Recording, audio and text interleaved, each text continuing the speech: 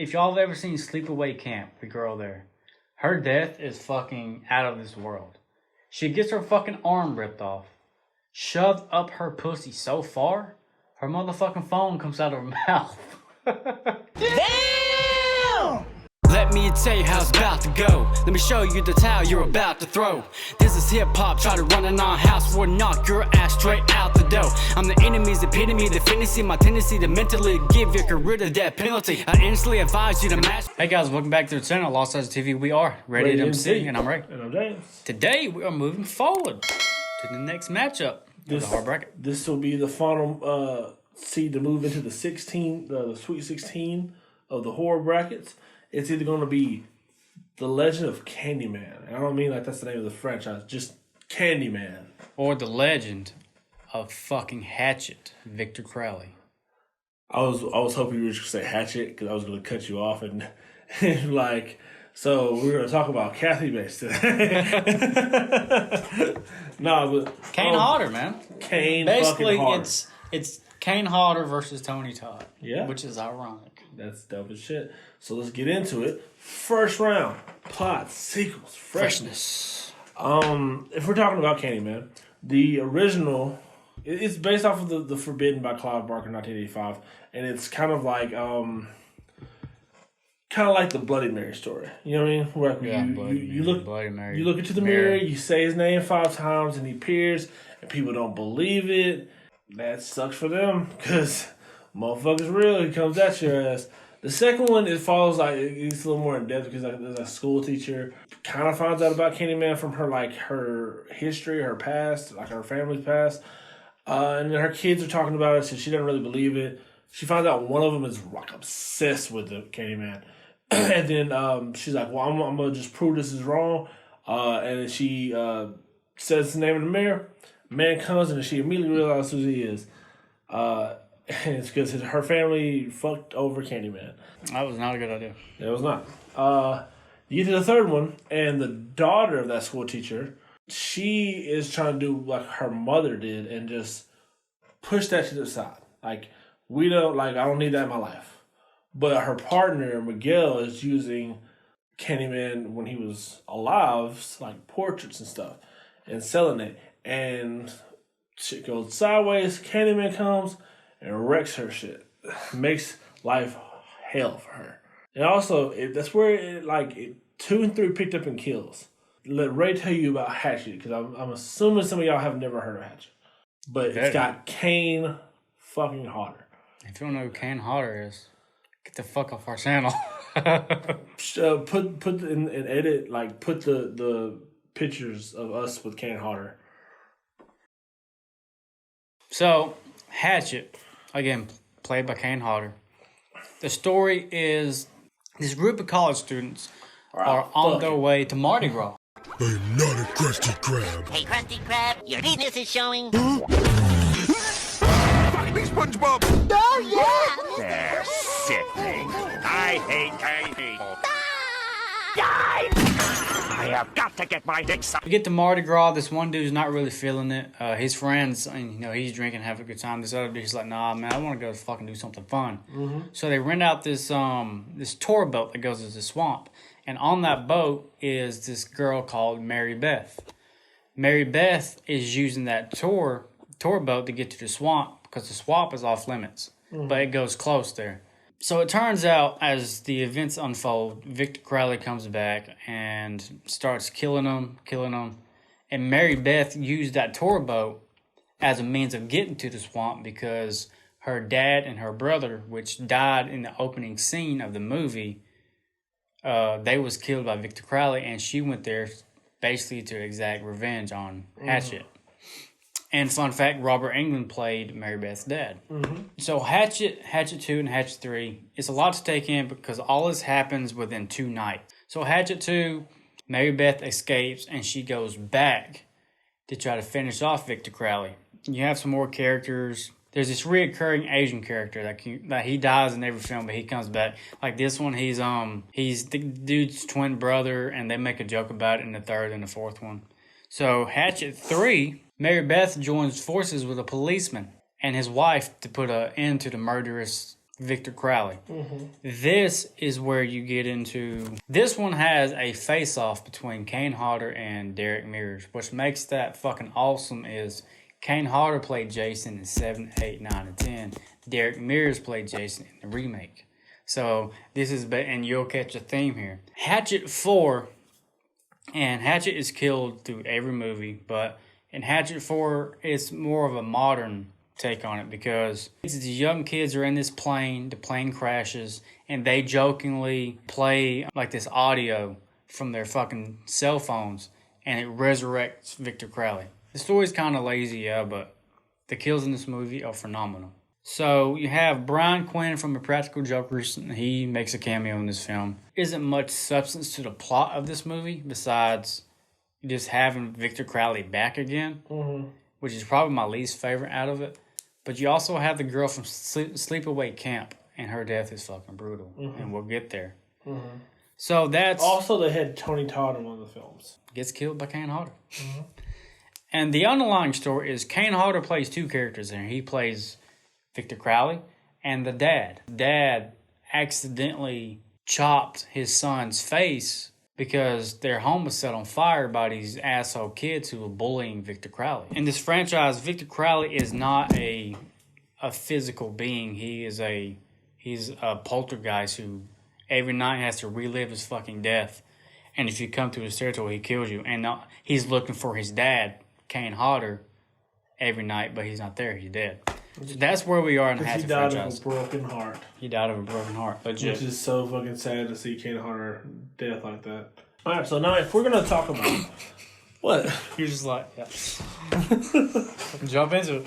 Alright, so if we're going to talk about plots, sequels, and freshness, I feel like Candyman started off strong, came with a solid second one that kind of tapers off at the end. Because here's the thing. All of the deaths of Candyman are kind of trash. That was the downfall of the films. Yes.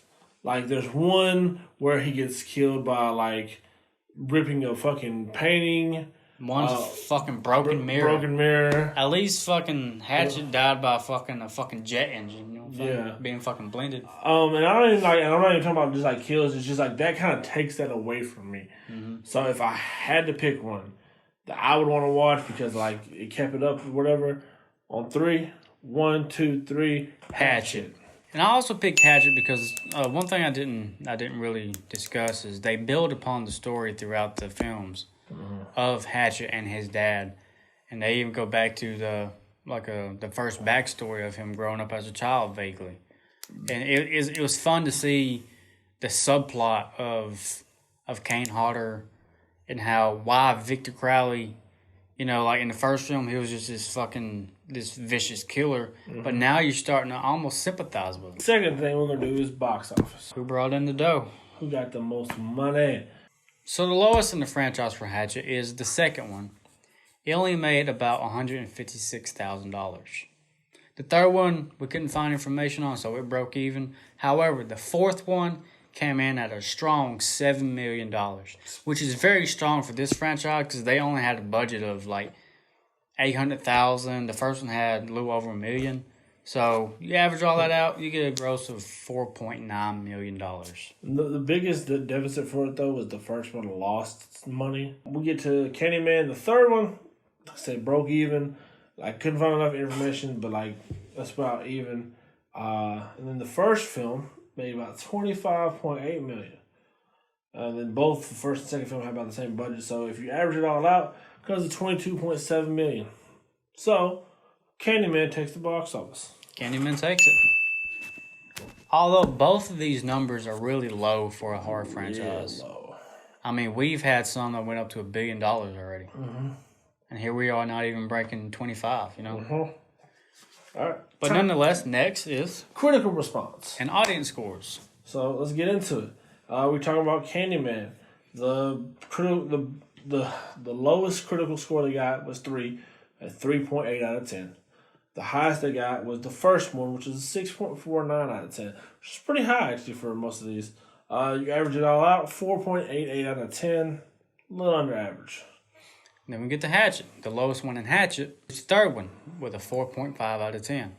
The highest was the first one being 5.53 out of 10. Which I do gotta say, these stayed ballpark. Mm-hmm. Like, it was 5.53, 5.5, 4.5, and 5.5. That's good. Consistency will help a franchise. You average all that out, you get 5.26 out of 10. Hatchet takes it. Yeah. So Unless. audience score. Audience So now we go to the audience score for Candyman. The highest one was 74% with the first one. Like I said, there's a lot of horror films that ain't even getting that number. Ooh, so even that's decent films. But the third one drags it down so much because the third one got a 10%. So you average it out, 37.7%. Shame on them. Then we go to Hatchet. Audience score for Hatchet, the lowest one being the second one with a 36%. The highest one being the third one at 57%. But you average all that together, you get a 48.25%. Meaning that, again, Hatchet takes this one. Hatchet takes it. All right, so now we're going down to kills. Hatchet's coming in strong because I'm a dick rider for Kane Hodder. Yep.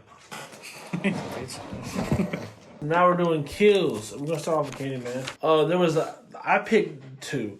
There was one where this dude got hooked at his desk from the bottom of his back to the top of his back. Mm-hmm. That was very gruesome. And another one that really got me was like this woman walks in to the kitchen or whatever and sees like the severed head of like that dog. That was gruesome as fuck.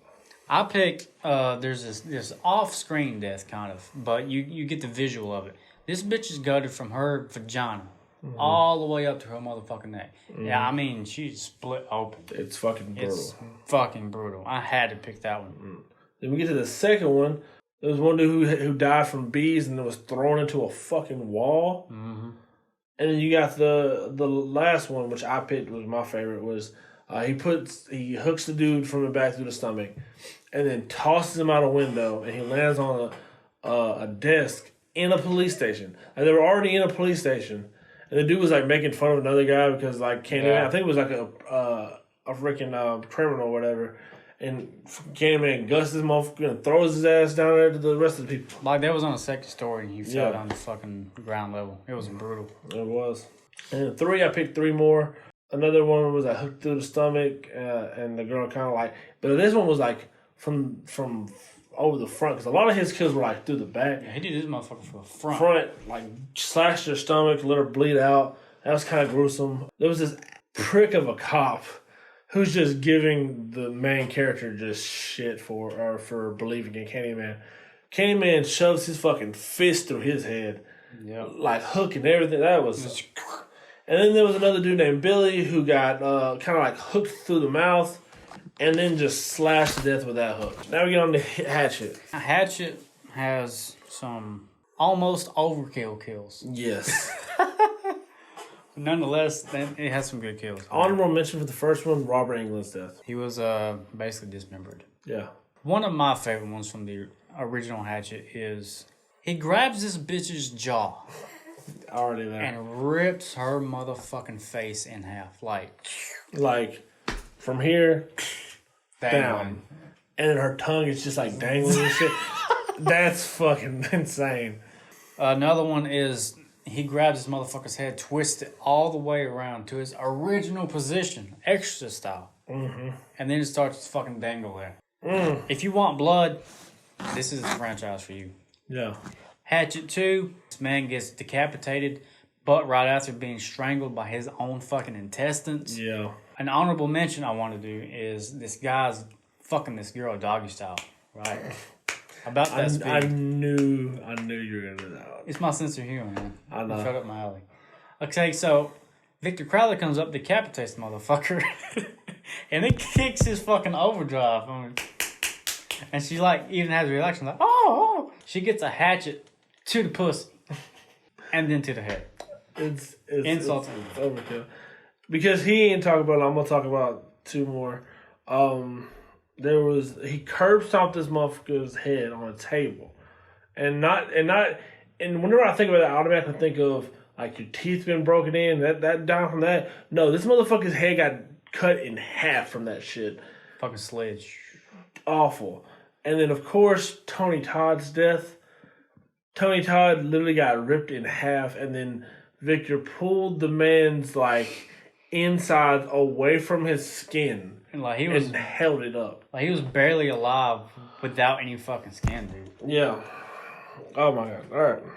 Even then, like, we didn't mention that long ass motherfucking chainsaw he had. Yeah. That was like 10 feet long. Where he cut two dudes in half. Yeah, like from dick up. Brutal. Hatchet 3, I already mentioned this one. It was the Derek Mears battle. When it was basically Jason versus Jason, old versus new.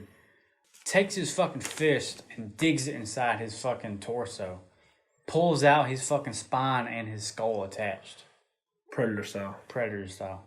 There was another funny one with RPG gone wrong. There's this dude who pointed at Victor Crowley, and Victor Crowley was holding this other dude, and he just basically steps and fucking hits his fucking homie and blows the fucking shed up. One, he drowned that cop who shot the RPG in mud. Like, he just stepped his head, and like, and it wasn't like there was like a lot of mud there. Like, he just drowned him in it, and there was nothing to do about it. And then, of course, I also got this one dude, and this is kind of off screen, but kind of on screen. Like, he sticks his head through this hole. Victor, like, cuts his fucking head off and it's spurting out. Then Victor pulls him back, and then all you see come from the other side is just a pile of fucking guts. Yeah. Fucking franchise has an all-star cast. Yes. Which brings me to my next kill, and the fourth one. Tyler Maine's death. Tyler Maine played the remake in Halloween. He played Michael Myers. He gets decapitated. I just wanted to mention that one. If y'all have ever seen Sleepaway Camp, the girl there, her death is fucking out of this world.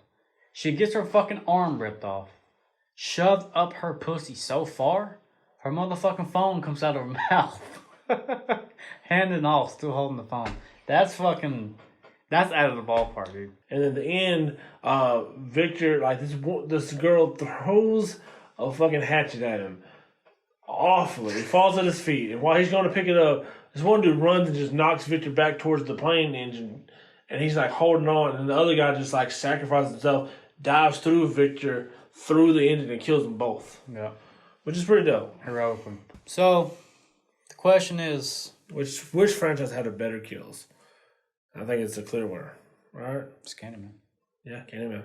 So Candyman takes it, and we're going to feel No, dude, Hatchet's fucking kills are just insane. Yeah, fucking Hatchet, and that's 3-1. There's no chance of return for Candyman. No, but let's talk about it. Which one would you get more scared of? Oh, fucking Hatchet, dude. Well, I don't know, because let's talk about it. Okay, so here's the thing. If somebody's already said Candyman's name, I'm going to be terrified. Because he's basically going to come from nowhere. Now, if no one has said his name, I'm making sure no one will say his name. We ain't talking about that shit. And if you new to the family, I'm gonna make sure you know that's the first thing on the list. So we ain't talking about that shit. Don't say that man's name. I don't care how curious you get. We ain't dying tonight. Say whose name? Candyman's. Stop that. Nope. Candyman's. I wouldn't do that. No. And then Victor, like, the dude is overly powerful. Like, legit, at one point, he just picked the motherfucker up and just ripped him in half. But the thing is, you can't kill Victor Crowley. He's stuck in purgatory. Yeah. Like, he's stuck in his own death. Like, even if he dies, he's going to come back the next But time. in that sense, all you gotta do is kill him and get the fuck out of that swamp. Yep. So it's a battle of, like, if he was in this situation in the swamp, Candyman's going to follow you any motherfucking way. Mm-hmm. Versus, on the way, Victor's going to get you if you're in the swamp. Well, let's just say you were in the swamp and somebody called Candyman. It's basically a battle of being viciously fucking killed or versus suspensely being killed. Because you don't know when he's going to pop up, if he's going to take his time with you. In that sense, I would be more scared of Candyman. I think I'm going to go Candyman as well. Because I would just fucking run. Even if he didn't kill you, thought there were some kills he made the fucking bees kill. So, Hatchet takes it. I honestly, going into this, I didn't think Hatchet had that much of a chance. Me neither. Just because I knew its only strong point for real was the kills. But it pulled it out on surprise. Mm-hmm. Hatchet takes it in an upset. It would move on to face Saw, which I think that would still be a pretty decent matchup. That's going to be a good kill matchup. Yeah. Saw versus Hatchet the next round. Tell us who you think you got. We're finishing up the round of 32s, and that should make us all 16 now. That's it for this one, guys. Let us know if you've seen Hatchet. If you haven't, please go watch it. Yeah, go watch it. Kane Hodder's dope. Look, if you like Jason Voorhees, you're gonna like Victor Crowley. You're gonna like it's Kane Hodder. You can't go wrong with Kane Let Hodder. us know what you think about it if you've watched it. Tell us why we're wrong. Why you think Candyman should have won. If you got a bracket going, let us know how that's going. But until next time, y'all. Deuces. Adios. What a slam. Bring us back to you, grouches. My crew just might roll on you.